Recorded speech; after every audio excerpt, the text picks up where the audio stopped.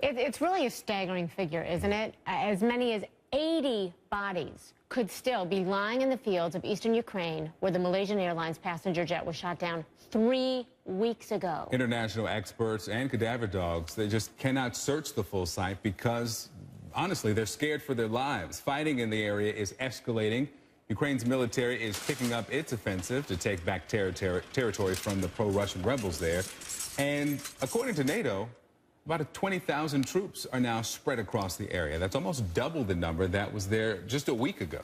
Michael Bochurkiw joins us live from New York. He's the spokesman for the group helping to monitor the crash scene. First of all, Michael, thank you for being with us. We're glad that you were able to get out of that conflict zone safely. And for the last few weeks, we have literally seen you on CNN ducking and taking cover from dangerous mortar fire that's breaking out around you. What did you see last before you left? What did the scene look like? How had things progressed at your last visit as you were leaving the country? Good morning. Good to be with you. Well, of course, when we first visited, it was an utter scene of devastation, just horrific, horrific scenes. And then over the course of the next few days, as the OSCE Special Monitoring Mission to Ukraine gained access, what we're able to do is to guide experts from 3 or 4 different countries there, and they gave advice, they collected some evidence, and then, as you know by now, that was followed by almost 200 experts from the Netherlands and from Australia. At the moment, the site is, you know, it's hard to believe because it's been so long, but it's pretty much the way we found it. Of course, there are no bodies there, but the wreckage is still there. It hasn't been moved. And you know, the sad thing, of course, is that there's still probably a lot of human remains out there that still need to be collected. That collection is not happening at the moment because of the violence in the area. So everyone pulled out a few days ago and are awaiting a de-escalation so that that they can come back in.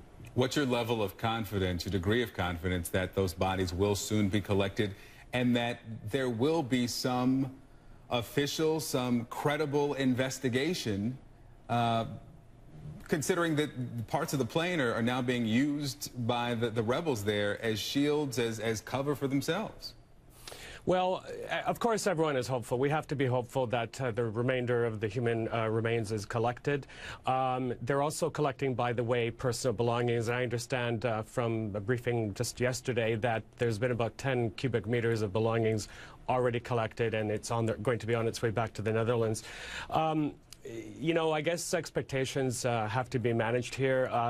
There were, you can see from the photos, parts of the impact area that had a lot of burning and high temperatures, in fact, up to 1600 Celsius. So anything that was there, the wings melted, parts of the aircraft just vaporized. So that could, you know, have an effect, too, on whether they can find remains. So it's a very difficult and tragic process. Sniffer dogs were brought in as well. That helped, but you really need that critical mass of people and freedom of access for the remainder of the operation to happen. So, Michael, other than the most important task of getting those bodies returned to the families, do you feel confident that you have enough information from this investigation, from the other things that you collected, to try to make some determinations? Well, we're there to help facilitate access, and what needs to happen now is for more experts to come in.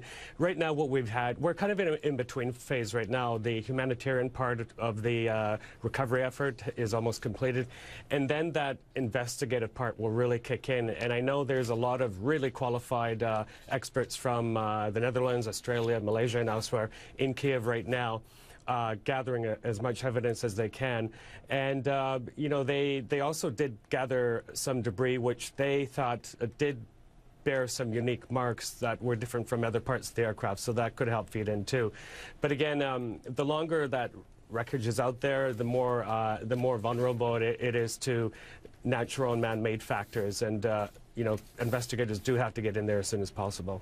All right, Michael Bochurkiw, thank you so much for joining us. We know that you would be back there doing the work that you hope to do soon if you could, but we're glad that you're back here and safe. Thank you.